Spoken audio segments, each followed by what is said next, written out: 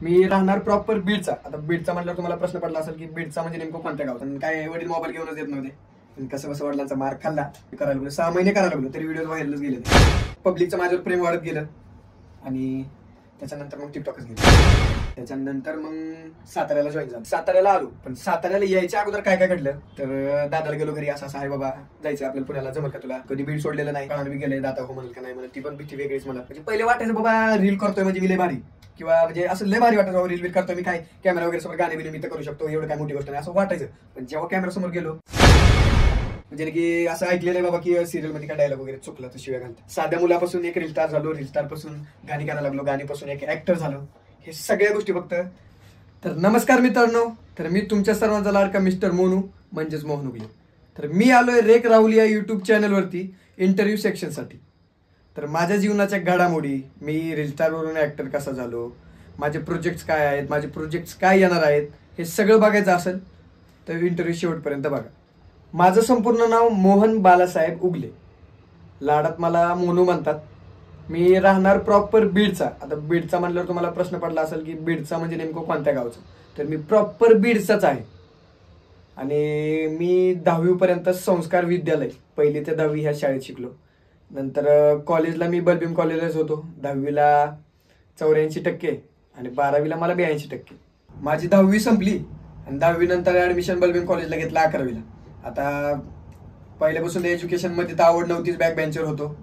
आणि पहिल्यापासून थोडंफार व्हिडिओज वगैरे लोकांचे बघायचे, मला पण आवडायचं बाबा मी पण करावं. पण काय वडील मोबाईल घेऊनच देत नव्हते. पण कसं कसं वडिलांचा मार खाल्ला आणि मोबाईल वडिलांनी घेऊन दिला.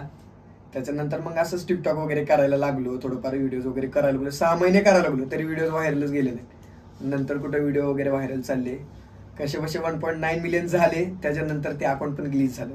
त्याच्यानंतर परत शून्यातून सुरुवात केली, नवीन अकाउंट उघडलं आणि परत त्या अकाउंटचे पण 3.6 मिलियन काहीतरी तेव्हा लाईक्स होत्या. तेवढ्या माझे कंप्लीट झाले, ते पण एका महिन्यामध्ये.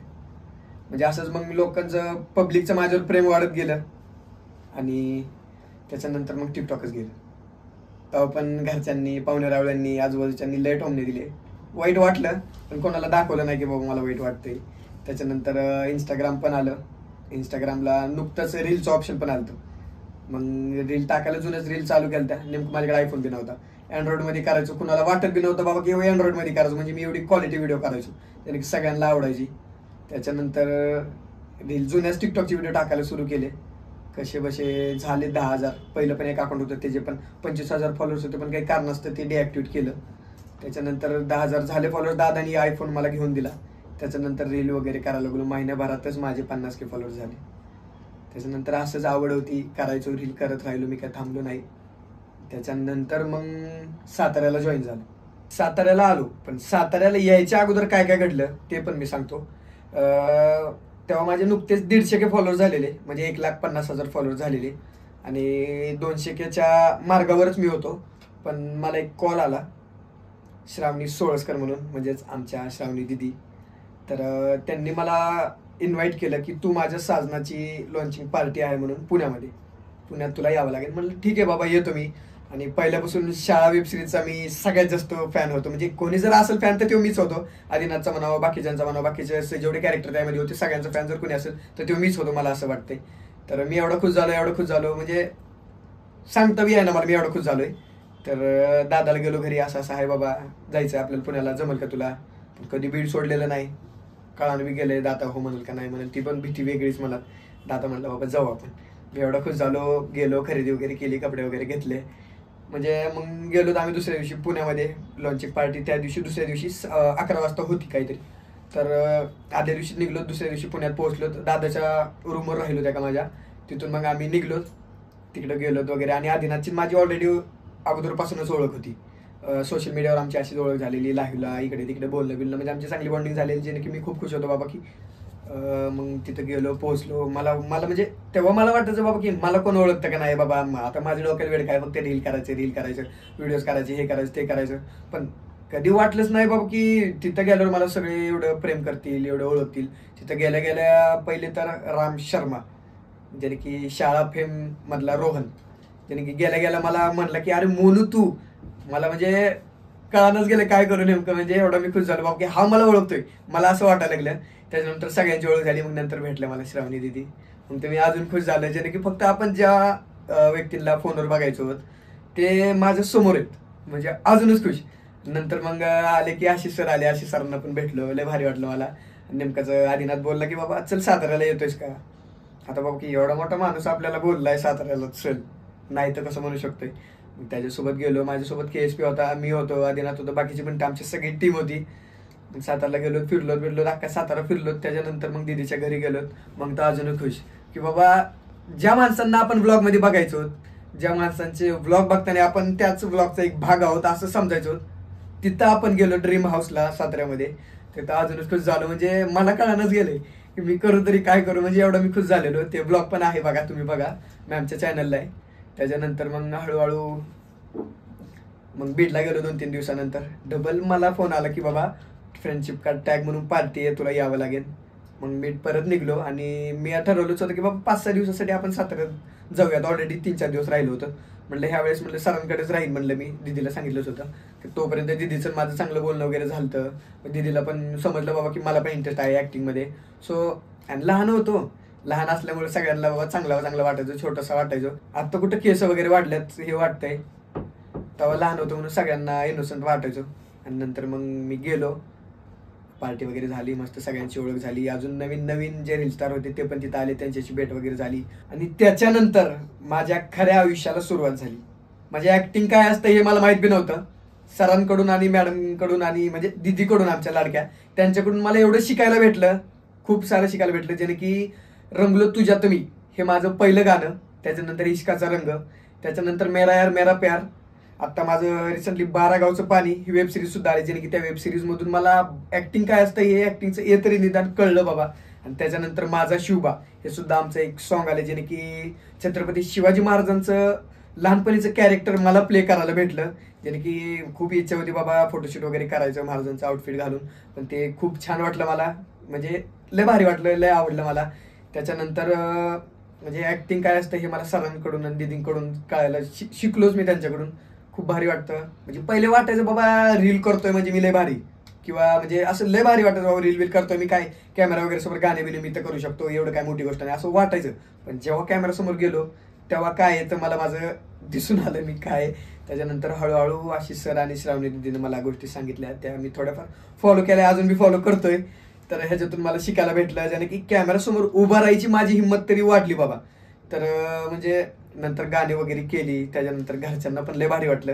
म्हणजे पहिले कुठं घरच्यांचा विश्वास थोडाफार वाटायचं घरच्यांना, काय ह्यात काही करिअर नाही, एक पोरगं करतंय. लोकांनी लय नावं ठेवले, आजूबाजूच्यांनी बी नावं ठेवले बाबा काय करतंय हे, करीत नसतात, आपल्यात करीत नाहीत. घरचे बी म्हणले, वडील पण म्हणत होते यात काय करिअर नाही, मी सांगतो ते कर. म्हणजे सगळीकडून नाहीच होतं.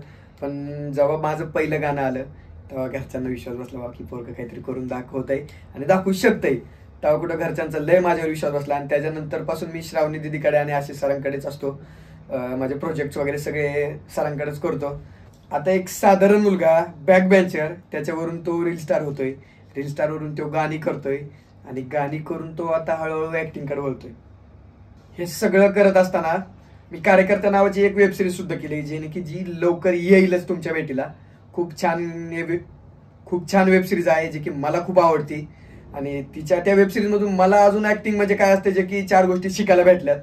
त्याच्यानंतर ज्याने की बाबा प्रत्येक मुलाचं स्वप्न असतंय बाबा की काहीतरी मोठं केलं पाहिजे.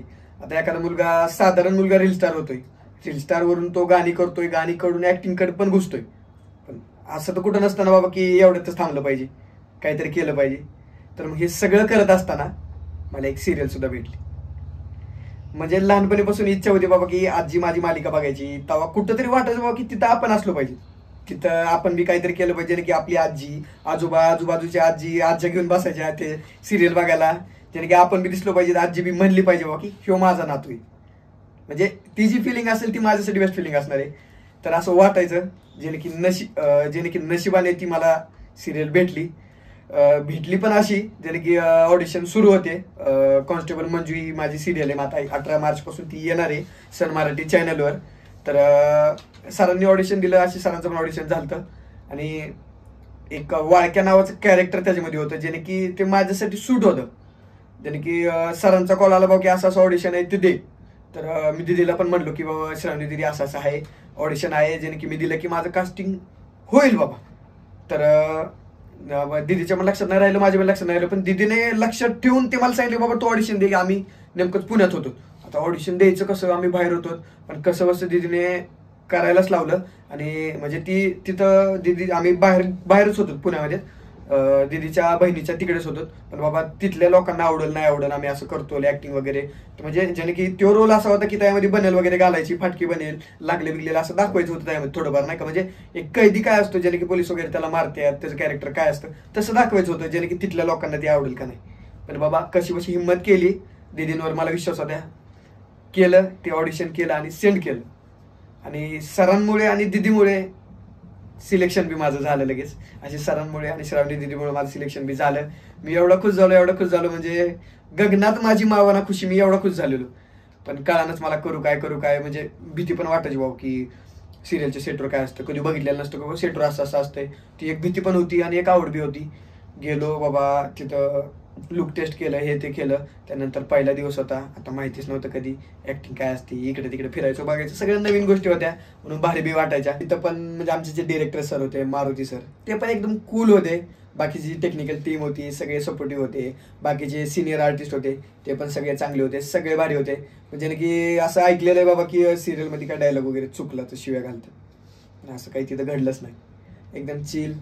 18 मार्च पासून सन मराठी चॅनलला सिरियल येते कॉन्स्टेबल मंजू म्हणून. नक्की तुम्ही बघा, आवडेल तुम्हाला पण. तुम्ही पण बघा, तुमच्या इतरांनाही दाखवा. घरी आजी आजोबा असतील तर त्यांनाही दाखवा, जे की मला खूप आवडेल. पण कसं बसं हळूहळू साध्या मुलापासून एक रील स्टार झालो, रील स्टार पासून गाणी करायला लागलो, गाणीपासून एक ऍक्टर झालो. हे सगळ्या गोष्टी फक्त सर, आशिष सर आणि श्रावणी दिदीमुळेच. आणि इथून पुढं पण मी कोणत्या प्रोजेक्ट करेन हे ह्यांच्यासोबतच करणार आहे. आणि जर ह्याच्या व्यतिरिक्त बाहेर प्रोजेक्ट केले त्या पण प्रोजेक्टमध्ये हे माझ्यासोबतच असणार. आता महत्वाचं सांगायचं म्हणजे मी अजून एवढा मोठा बी झाला नाही की मी तुम्हाला सांगतोय, पण एक सांगतोय बाबा की एखाद्या मुलीच्या नादात जाण्यापेक्षा किंवा व्यसनाच्या आहारी जाण्यापेक्षा करिअरच्या आहारी जा, म्हणजे की जे तुम्हाला कधीही चांगलं ठरेल. जर वेळ पाहिजे ना तर करिअरचं वेळ घ्या, ज्याने की तुम्ही आयुष्यात कधीही सक्सेस राहाल. कोणतीच गोष्ट तुमच्याकडे नसेल असं कधीच होणार नाही. आणि चांगली संधी ओळखा, चांगले माणसं ओळखायला शिका, जे की ह्या सगळ्या प्रवासामध्ये वाईट माणसं चांगली माणसं तुमच्या नशिबी येतातच. ज्याने की चांगली कोण आहेत आणि वाईट कोण आहेत हे तुमचं तुम्हीच ठरवा, ज्याने की पुढे चालून ते तुम्हाला सहन करायचे. आणि महत्वाचं सांगायचं म्हणलं तर एवढंच की करिअरशी फोकस राहा, आई वडिलांची प्रामाणिक राहा मेन म्हणजे. आणि माझा आत्तापर्यंतचा प्रवास हे सगळा ऐकण्यासाठी तुमचे मनापासून धन्यवाद. आणि रेक राहुल या युट्यूब चॅनलने आणि या टीमने मला इथं बोलवलं, याबद्दल या टीमचेही खूप खूप आभार. आणि असेच चांगले चांगले इंटरव्ह्यू बघण्यासाठी रेक राहुल या युट्यूब चॅनलला सबस्क्राईब करा. Thank you so much.